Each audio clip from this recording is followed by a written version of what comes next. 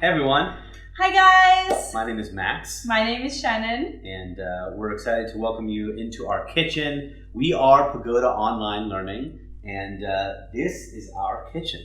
And we thought that we would try something new for us today. I haven't done this in a very long time. We've never made this together.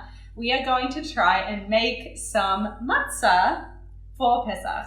The first thing that you need to do when you're making matzah is preheat your oven because you are going to need it to be super duper hot. Now, when you preheat your oven, you're also going to want to put the baking trays that you are going to use inside the oven while you preheat it so they get really hot as well. This is going to help our matzah cook faster when we're ready. Before you begin actually making your dough and making your matzah, you want to make sure that you have all of the ingredients ready to go. So let's go over what you'll need to make matzah at home. Half a cup of cold water. We kept ours in the fridge to make sure it was really, really cold, because if it is too warm, then it's going to make your matzah start to rise, which we don't want. A pinch of salt, cutting board, mixing bowl, rolling pin, fork, and those baking trays, which hopefully you put in your oven while it's preheating.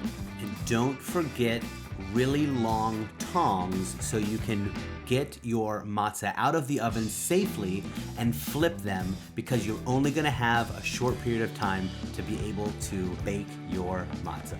Let's talk about the different steps. After you've preheated your oven, you are going to begin by sifting the plain flour into your mixing bowl. Add salt and get your timer ready for 18 minutes. The matzah should be made from start to finish in 18 minutes or less so it doesn't start to rise. As soon as you add your half cup of cold water to your flour mix, start that 18-minute timer. The countdown has begun. Mix the wet and dry ingredients together as much as you can, and then you can start to use your hands to knead them into a dough. Now, you may want to add a few additional tablespoons of water if you find that your dough is too dry.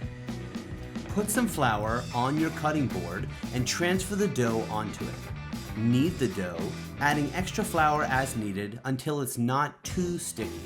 Then, after it's super flat, super thin, we use our fork to poke holes all over each circle of dough, making sure to push down firmly so the holes go through the dough.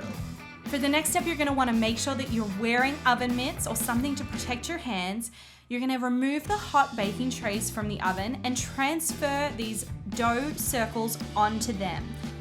Put them into the oven, bake for about 2 minutes, and then take them out, flip them over, and bake for another 2 minutes. So there you have it. Hopefully you will enjoy some amazing, freshly made matzah for you and your family at the Passover Seder this year. Once the matzah has cooled down, you can store it in an airtight container and it will be perfectly ready for your Seder.